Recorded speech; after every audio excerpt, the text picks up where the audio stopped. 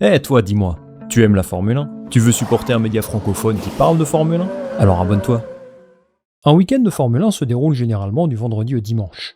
Mais d'habitude, le jeudi est également un jour que je suis particulièrement. C'est là que les pilotes se livrent au traditionnel Media Day, une journée consacrée aux activités médiatiques de l'écurie, que ce soit des opérations marketing ou tout simplement répondre aux questions des journalistes présents sur place. Ce jeudi 5 décembre, à l'aube du dernier Grand Prix de la saison, nous avons assisté à un moment d'histoire médiatique marquant. Au cœur de cette journée, Max Verstappen et George Russell ont fait le show, à leur manière. Tout a commencé au Qatar.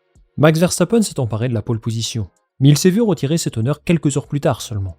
En cause, selon la FIA, avoir gêné George Russell en qualification. Plus précisément, il aurait roulé trop lentement à cet endroit du circuit, ce que Russell a qualifié de conduite dangereuse. Lorsqu'un incident de ce genre se produit, les deux pilotes doivent généralement passer par le bureau des commissaires de course. En coulisses, ils vont offrir leur version de l'histoire. Et visiblement, quelque chose de mauvais s'est passé là-dedans. À l'issue de la course au Qatar, qu'il a remportée, Verstappen a littéralement explosé George Russell. Il nous dit qu'il n'a jamais vu quelqu'un d'aussi déterminé à sanctionner un autre pilote sur la grille, et que son attitude publique face à son attitude privée change le tout au tout. Forcément, l'ami George n'allait pas se laisser faire. Il a organisé une conférence de presse exceptionnelle, en présence de Toto Wolff. Il a préparé un long exposé, pour nous expliquer qu'en gros, Verstappen est un pilote toxique, qui lui a mis un gros coup de pression chez les commissaires. Verstappen a démenti, et c'est sans surprise que ces deux-là ne devraient pas partir ensemble en vacances cet hiver. Alors normalement, ce n'est pas forcément un sujet que j'aurais choisi de traiter sur la chaîne. Des embrouilles entre pilotes, c'est souvent arrivé, ça arrivera encore. Et on ne saura jamais qui a raison dans cette histoire. Aujourd'hui, je n'ai pas envie de me positionner sur le sujet, mais plutôt d'analyser un peu plus en détail les répercussions de ce clash. Cette histoire est très intéressante, parce qu'elle ouvre la porte à des débats sur bien des aspects. Premièrement, j'aimerais revenir sur l'origine de ces tensions, à savoir la décision de la FIA de sanctionner Max Verstappen. Verstappen et la FIA cette année, c'est un petit peu je t'aime moi non plus. Il a échappé à des pénalités à plusieurs reprises, mais c'est aussi arrivé qu'il soit sanctionné très sévèrement, comme au Mexique. Certaines de ces sanctions peuvent être jugées comme trop légères, mais par exemple, celle au Mexique ressemblait beaucoup à une compensation par rapport à tout ce qui n'avait pas été fait avant. Mais disons-le, la sanction qu'on lui a imposée au Qatar était juste une blague. Non pas qu'il ne méritait pas une pénalité, mais je trouve qu'on fait un petit peu trop du cas par cas. Personnellement, lorsque j'ai vu qu'il était sous enquête pour avoir ralenti Russell, je m'attendais à ce qu'il prenne 3 places de pénalité. C'est ce qui se fait généralement en Formule 1 ces derniers temps. Mais là on lui a sorti une place de pénalité de je ne sais pas trop où, avec des explications qui sont difficiles à entendre. En clair, ils ont été influencés par les propos de Russell. Et honnêtement, lui il fait son boulot, y a pas de problème. Mais on a l'impression que ces sanctions sont un petit peu comme de la loterie. Pourquoi Verstappen est-il pénalisé d'une place? Pourquoi pas 2 tant qu'on y est? Je n'en ai aucune idée, et à mon avis, c'est là le cœur du problème. Il faut un règlement plus clair, et surtout, une structure beaucoup plus professionnelle, avec des commissaires qui appliquent la même logique de décision de Grand Prix en Grand Prix. George Russell le sait très bien. C'est l'un de ses plus grands combats à la tête du GPDA, l'association des pilotes. Ce flou autour des sanctions de la FIA est un problème récurrent, qui dépasse largement le cas de Verstappen au Qatar. Il y a beaucoup de disparités dans les décisions, et ça crée forcément une vraie frustration pour tout le monde, pour les spectateurs, pour les écuries, mais surtout pour les pilotes, qui se jugent parfois sanctionnés à tort par rapport aux autres. Par son attitude, George Russell pointe du doigt les incohérences de la FIA à ce niveau. Et c'est aussi un bon moyen pour lui de renforcer son image de défenseur des droits des pilotes, pour laquelle il est responsable, puisqu'il est représentant du GPDA. C'est la deuxième conséquence de ce clash. En se dressant contre Max Verstappen, Russell en profite pour envoyer un message plus large. Il est là pour s'imposer comme un pilote qui compte en Formule 1, plus qu'aujourd'hui. Un pilote capable de tenir tête à un quadruple champion du monde de Formule 1. En tout cas, c'est l'image que lui souhaite véhiculer. Vous savez que le sport en Formule 1 ne se passe pas uniquement sur la piste. Il y a aussi tout un tas de stratégies d'influence. Et c'est exactement ce qu'est en train de faire Russell. Il sait que pour être vu comme un prétendant sérieux pour le titre, il doit non seulement performer sur la piste, mais aussi imposer son autorité en dehors. Sa Mercedes a très bien fonctionné ces derniers temps, et c'est le moment parfait pour lui pour montrer qu'il peut tenir tête à Verstappen. J'ai consacré une vidéo à son sujet il y a une semaine, et je vous disais que Russell a connu un exercice 2024 très bon. Malheureusement, il est handicapé par une monoplace irrégulière, performante seulement lorsque des conditions spécifiques sont réunies. Pour vous la faire court, en gros, quand la piste est froide. Verstappen est un pilote très direct, qui n'hésite pas à mettre la pression à ses adversaires, ou à les regarder droit dans les yeux s'il estime que c'est nécessaire. Et là, Russell essaie clairement de se poser en rempart contre la tyrannie Verstappen, et il essaie de construire une sorte de rivalité contre celui qui domine le sport depuis plusieurs années. Est-ce que c'est crédible ou non? À vous de juger ça. Mais Russell sait très bien ce qu'il fait. C'est une stratégie de communication, pour s'imposer comme celui qui peut faire tomber Max Verstappen ces prochaines années. Et c'est logique. Mercedes et Red Bull sont la dernière grande rivalité en Formule 1. Toto Wolff et Christian Horner continuent de s'envoyer des amabilités par médias interposés, et le groupe Formule 1 dans son ensemble rêve qu'une telle dynamique voit à nouveau le jour. Ce qu'on constate, c'est que le seul rival sérieux de Max Verstappen pour le titre, pour l'instant, ça a été Lewis Hamilton.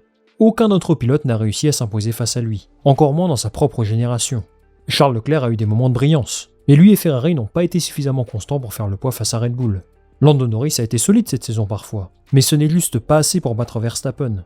Russell lui est un petit peu le pilote oublié de cette génération, un peu injustement d'ailleurs, parce qu'il n'est pas moins talentueux que les autres. Et vu la saison très régulière qu'il vient de faire, plus ses quelques pole positions et victoires, il est dans un vrai momentum pour se vendre. Mais ce qui est le plus important, pour que cette rivalité prenne réellement vie en piste, il faudra que Mercedes soit capable de fournir à Russell une voiture compétitive. Et là, mes amis, c'est loin d'être gagné. Depuis l'introduction des nouvelles réglementations en 2022, Mercedes ce n'est vraiment pas ça du tout. Ça ne vous aura pas échappé. En vrai, il y a un petit peu de mieux, de vraies améliorations cette année. Mais les problèmes fondamentaux de la monoplace persistent, et ces faiblesses risquent bien de se prolonger l'année prochaine. En vrai, vous êtes Mercedes. Vous échouez d'année en année à vous battre pour le championnat. Vous avez un rookie au volant de la voiture l'an prochain. Est-ce que vous allez réellement investir à fond pour 2025 ? D'un côté, je ne peux pas croire qu'un groupe comme Mercedes s'assoie sur une saison de F1 pour mieux préparer une autre, surtout vu comme c'est serré en haut du classement. Mais il y a de grandes chances qu'ils allouent davantage de ressources pour 2026, pour des réglementations qu'ils espèrent enfin maîtriser à 100%. À cela s'ajoute un sacré défi, l'intégration de Kimi Antonelli. Lui évidemment n'aura pas un impact conséquent sur le développement technique, mais il va prendre la relève de Lewis Hamilton. C'est extrêmement difficile d'intégrer un rookie à cette place, et bien sûr, ça peut compromettre les performances de la Mercedes. Enfin, McLaren et Ferrari semblent avoir des idées beaucoup plus cohérentes pour leur monoplace. Oui, ces deux-là ont des défauts, mais elles sont les plus à même aujourd'hui de détrôner Max Verstappen. Elles ont déjà réussi à éjecter Red Bull d'un titre constructeur, qui leur semblait pourtant acquis.